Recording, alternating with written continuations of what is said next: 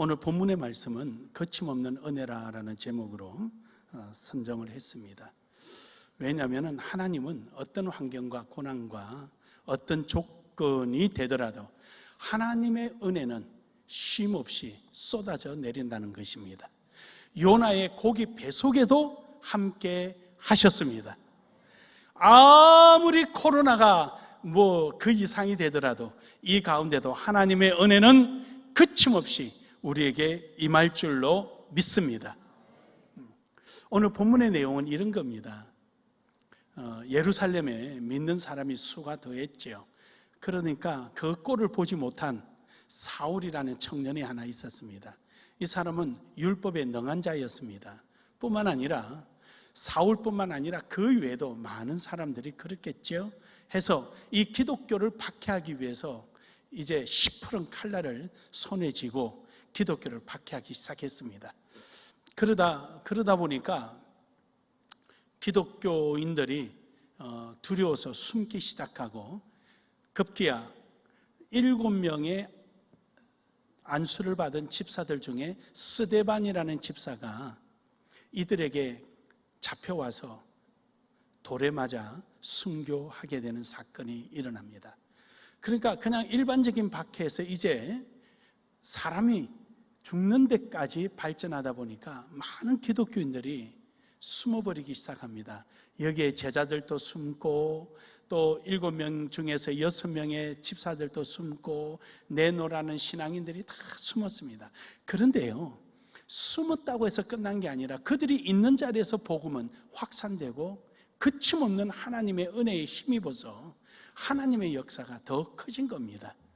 오늘 오신 분에게 내가 잘 모르시겠지만 기독교의 세계사나 우리나라의 역사를 보더라도 기독교를 짓밟으면 짓밟을수록 더욱더 강해진다.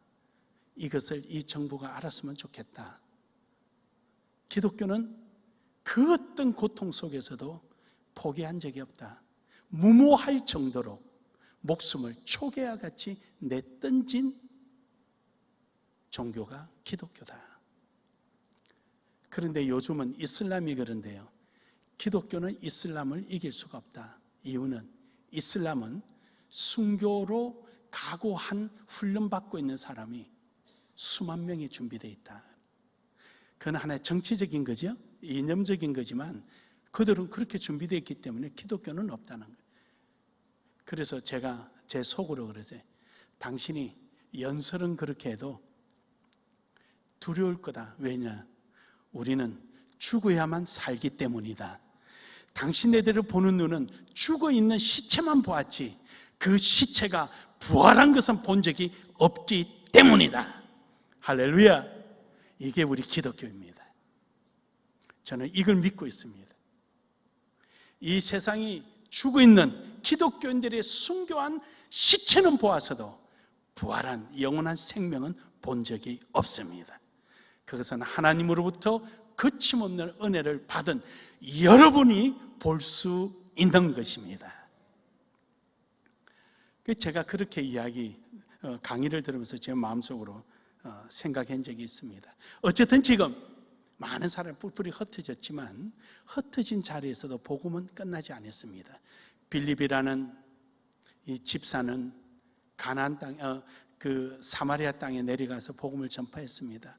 물론 그 앞에 예수님이 수가성이라는 지역에서 복음을 전파했습니다. 그러나 그 이후에 그 많은 핍박과 고난 속에 빌립은 그가 가는 곳에 복음 전파되고 구스 총리에게까지 복음이 전파되고 복음은 그침없이 하나님의 은혜가 전 세계로 뻗어나가며 오늘 우리에게까지 주어졌습니다. 기독교의 역사는 핍박의 역사입니다. 우리나라만 보더라도요, 물론 대원군 시대 때 세국정책 때 그때 많은 순교자가 나왔는데 대부분 천주교인이었습니다. 그러나 우리 개신교의 핍박사를 이야기하자면은 물론 그 안에도 있지만 그러나 가장 정점에 있었던 것은 일제시대와 또 6.25 때였습니다. 우리 여기 강경 가다 보면은 평촌이라는 교회가 있는데 평촌 그 성결교회가 있는데 그 교회 제가 한번 설교하러 한번 간 적이 있습니다.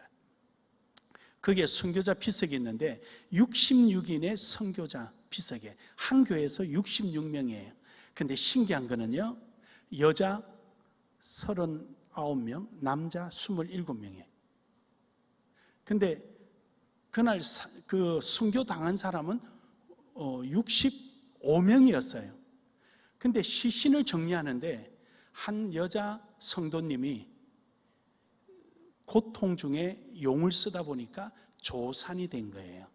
그래서 태아가 나와 있는데 그 태아가 보니까 남자아이였어요. 그래서 66명이 거기에 순교비가 있습니다.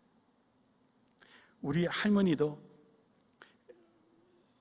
순사태 잡혀가면은 지팡이 가지고 철장을 4줄을 가까이 박자를 맞추면서 하도 떠드니까 여기서도 부르고 저기서도 불러가지고, 이때는 일제시대 때가 아니고요, 이때는 이제 해방 다 되고 나서 우리 할머니가 벨나가지고 저 멀리서 굿을 하면은 가서 굿판을 다 엎고 오시는 거예요. 혼자 기골이 장장, 저 아버님 말씀은 제 키 1m 74 거의 육박한다 그랬거든요. 덩치도 이러시고. 근데 그러니까 맨날 경찰서가 있는 거예요. 그러니까 그 가서 막대기로 그냥 4줄을 가까이 박자 맞추니까 나가라 해가지고 나올 때가 있었답니다. 그것도 한 번, 두 번, 이제 3번 이상 하니까 철장 없는 곳에 데려다 놓더랍니다. 그래 여러분, 우리의 이 핍박사는요 바로 기독교사입니다. 믿으십니까? 예. 제가 요즘은 그래, 아직 멀었다, 더 핍박받아야 기독교가 정신 차린다 그래. 제 개인적으로는 우리끼리 몇몇 사람들이 모여서 더 핍박받아야 돼, 그래 정신 차려. 여러분, 우리는 당연히 그런 줄 알고 하나님께서 그래서 마지막 성경인 요한계시록에 환난의 때를 기록하셨습니다.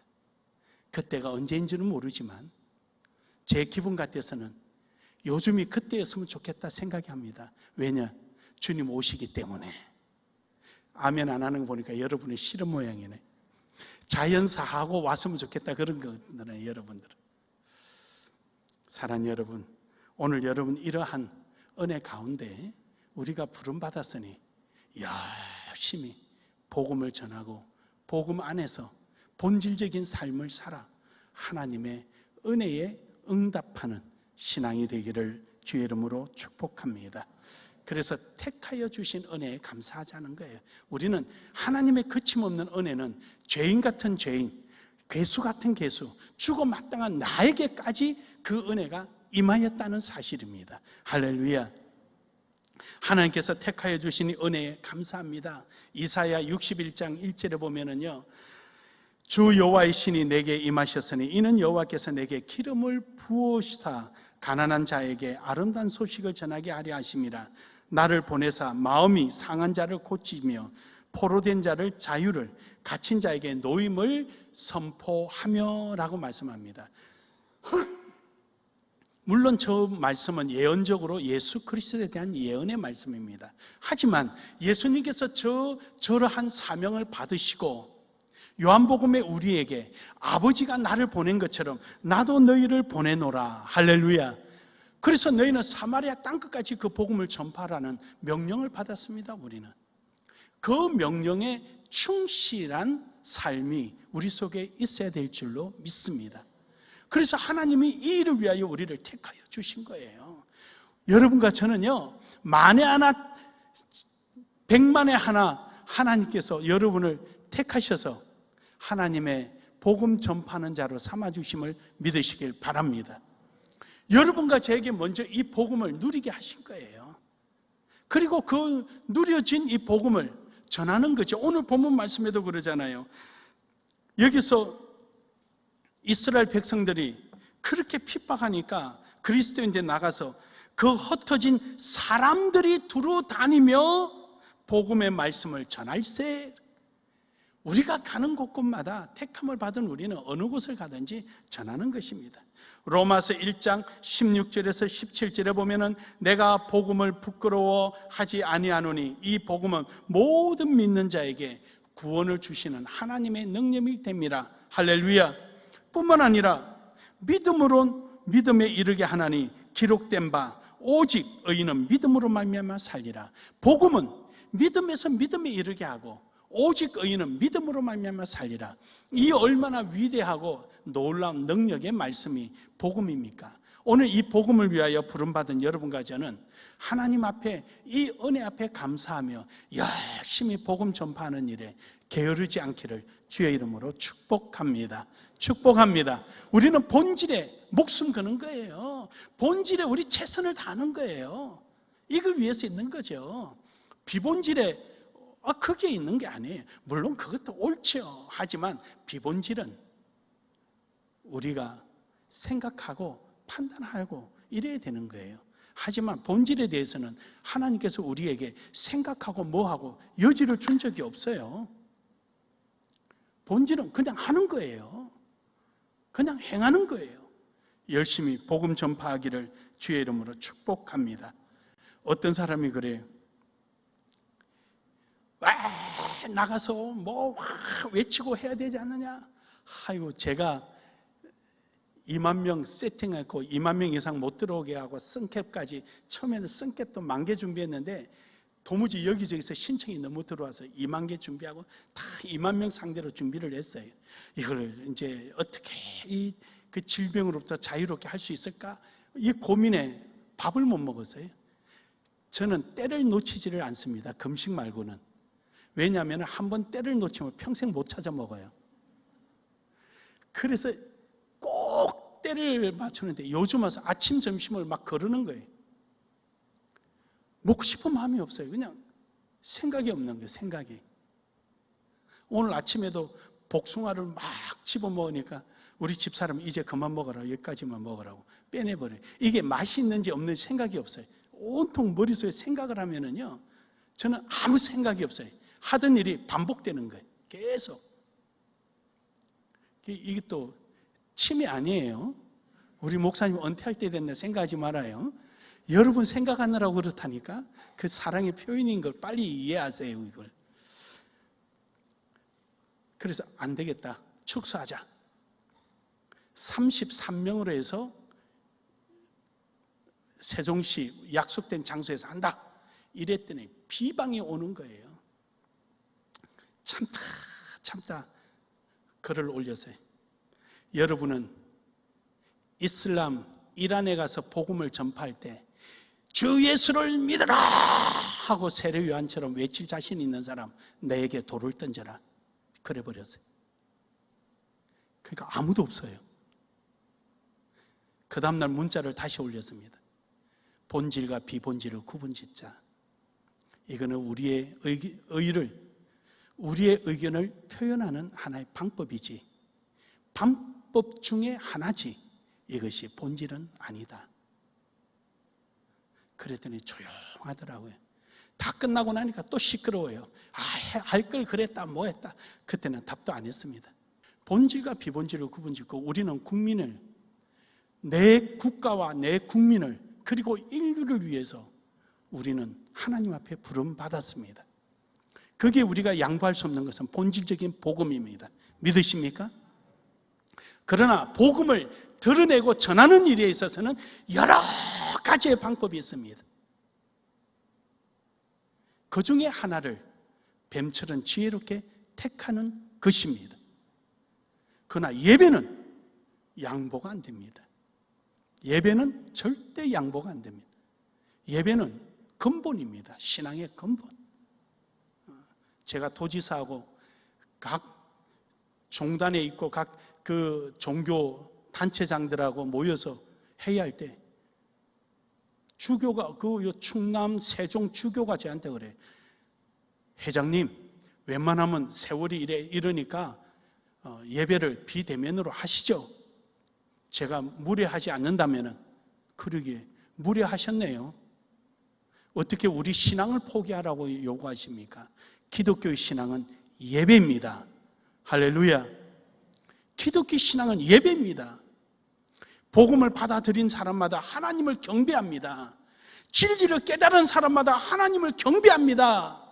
근데 이것을 포기하라니 무례하셨네요. 크게 무례하셨습니다. 그리고 그 자리에서 제가 반박을 해버렸습니다. 그럼요, 여러분. 우리 선조들은 이 예배 때문에 오늘까지 왔습니다. 저는 요즘 주기철 목사님 끝나지 않는 설교, 그 어른이 살아계시는 동안의 마지막 설교 내용입니다. 요즘 다시 꺼내 읽어봅니다.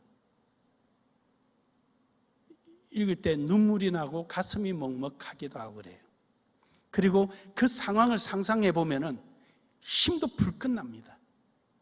조선 장로회 여름 수양회가 금강산에서 있었습니다. 200명이 모였는데 그 당시에는 일제시대다 순사들이 지키고 앉아 있습니다. 설교를 감독하고 있습니다. 근데 주기철 목사님이 설교를 하시는데 아합의 우상 숭배에 대해 설교를 하셨습니다. 오늘 이 땅에 선지자가 어디 있느냐? 예언자가 어디 있느냐? 알고도 전하지 않고 전해야 될 것을 전하지 않으니 어찌 선지자라 하겠느냐? 그러면 설교를 하셨습니다. 거기에 아합에게 절을 하고, 아합이 누굽니까? 일왕이잖아요. 일왕. 일본 왕이 아합 아닙니까? 우상 아닙니까? 아합 왕이 그 앞에 절을 하고, 누굽니까? 우리나라와 목사들을 두고 하는 말이죠. 그러나서 말미에 여러분은 정녕 모릅니까? 여러분 정녕 알고도 전하지 않습니까? 저기 있는 일개 순사가 겁이 나서 할 말도 못합니까? 이때 호각 소리가 불리며 강단에서 끌려 내려와서 그로부터 순교로 끝났습니다. 여러분, 뭘 위해서 있는 겁니까? 입술로는 예수님이 우리를 위하여 십자가 지시고 그 말씀을 하시면서 여러분과 저는 뭘 위해서 있는 겁니까? 목사는 할 말을 해야 되지요. 어디서요? 밖에서 하는 게 아니라 강단에서 하는 겁니다. 할렐루야. 내 목에 작두를 갖다 대도 주는 그릇이듯이요 살아계신 하나님의 아들임을 전해야 하는 것입니다. 이것이 우리의 본분입니다. 오늘도 이를 위하여 불러주신 하나님 앞에 우리는 택하여 주신 은혜 앞에 감사하기를 주의 이름으로 축복합니다. 그러기 위해서 우리는 사명을 감당할 수 있어야 합니다. 하나님은 우리에게 사명을 감당하도록 은혜를 주셨습니다. 데살로니가전서 2장 1절에 보면은 형제들아 우리가 너희 가운데 들어감이 헛되지 않은 줄을 너희가 친히 아나니. 그렇습니다. 우리는 인간적인 방법이 아니라 하나님의 방법입니다. 목회자는 강단에서 외칩니다. 이 사회의 변화에 대해서도 강단에서 외칩니다.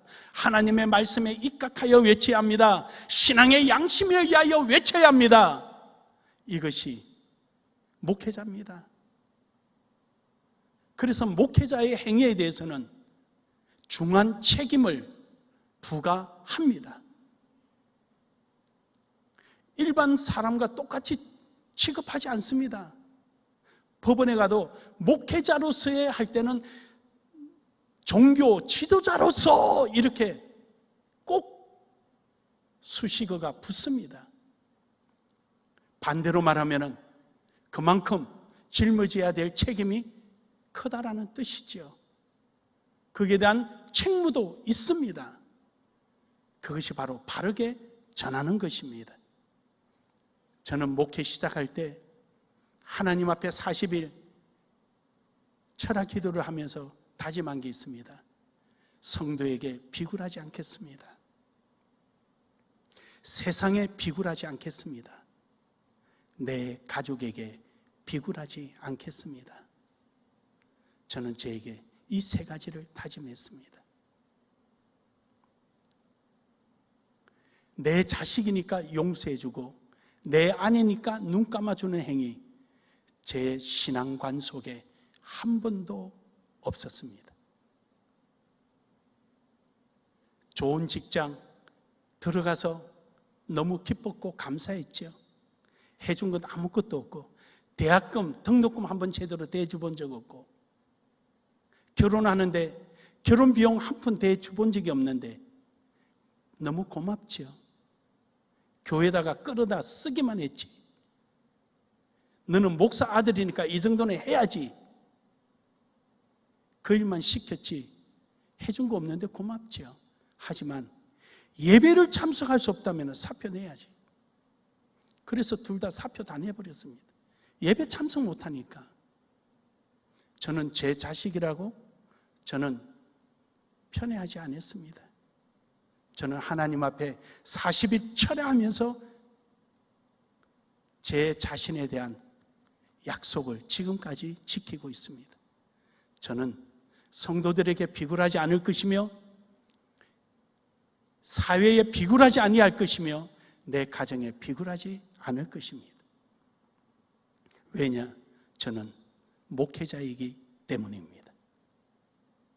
사랑하는 여러분, 오늘 우리는 하나님께서 우리를 불러주셔서 우리에게 이 사명을 주시고 능히 감당할 수 있도록 우리에게 허락해 주심에 대하여 헛되이 세월을 보내지 않고 담대히 나아가기를 주의 이름으로 축복합니다. 데살로니가전서 2장 2절에 보면은 너는 아는 바와 같이 우리가 먼저 빌립보에서 고난과 능욕을 당하였으나 우리 하나님을 힘입어 많은 싸움 중에 하나님의 복음을 너희에게 전하였노라. 할렐루야.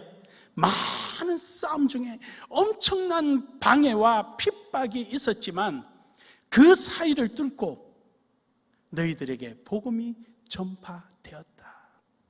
할렐루야. 우리는 이러한 우리가 담대하게 이 사명을 감당하기를 주의 이름으로 축복합니다. 데살로니가전서 2장 3절에 보면은 우리의 겉면은 간사에서나 부정에서 난 것이 아니요 계계에 있는 것도 아니라 순수하다는 것. 즉 개인의 욕심이나 세상적인 명예나 이런 것 때문에 있는 게 아니에요. 우리는 정말로 해야 할 일을 하는 것뿐이에요. 해야 할 일을 하는 것뿐. 저는 이렇게 모임에 가면은 별로 말을 안 하는 편이에요. 그냥 다 듣고 내 할 일만 하고 의무만 하고 돌아오는 편입니다.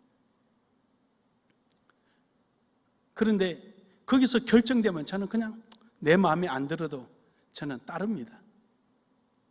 근데 의견 결정을 못하고 막 티각 한참 티각 하면은 도무지 해결책이 안 보이면은 그때 한마디 합니다. 제 생각에는요 하고 이렇고 저렇고 이야기하고 나면 꼭 제가 한 말이 채택되어서 방향이 그렇게 흘러갑니다. 그러다 보니까 자꾸만 찾는 사람도 많고 함께 하지 않은 사람도 많은 것은 사실입니다. 하지만 여러분, 우리는 내 개인적인 사리사욕이나 내 생각, 내 주장을 세우기 위한 것이 아니라 우리는 하나님의 복음이 바르게 전파되는 일에 우리 자신이 쓰임받기를 주의 이름으로 축복합니다. 축복합니다. 이것이 우리가 가져야 될 자세입니다. 그래서 데살로니가전서 2장 4절에 이릅니다. 오직 하나님의 옳게 여기심을 입어 복음 전할 부탁을 받았으니 우리가 이와 같이 말하면 사람을 기쁘게 하려 함이 아니요 오직 우리 마음을 감찰하시는 하나님을 기쁘시게 하려 함이라. 할렐루야. 하나님을 기쁘시게 하는 함. 우리가 아니라 하나님이 기쁘시게 하는 함. 우리 이런 삶을 위해서 살아가는 우리 모두가 되기를 주의 이름으로 축복합니다. 그러므로 우리는 이를 위하여 열심히 복음 전파하기 위하여 우리는 많은 사람들에게 초청하는 것입니다. 여호와께서 말씀하십니다. 오라, 우리가 변론하자. 그래요. 한번 이야기해보자. 복음 안에. 그렇게 해서 너희 종같이 붉을지라도 아무리 너희 죄가 그럴지라도 양털처럼 내가 희게 하리라. 할렐루야. 하나님은 우리에게 이런 약속을 하십니다. 그러므로 여러분, 오늘도 거침없는 하나님의 은혜에 거하는 여러분 되셔서 오늘도 맡겨진 사명에 최선을 다하고 널리 복음 전파하며 어떤 환경이든 굴하지 않고 복음 전파하는 일에 또 하나님을 찬양하는 일에 최선을 다하기를 주의 이름으로 축복합니다. 아.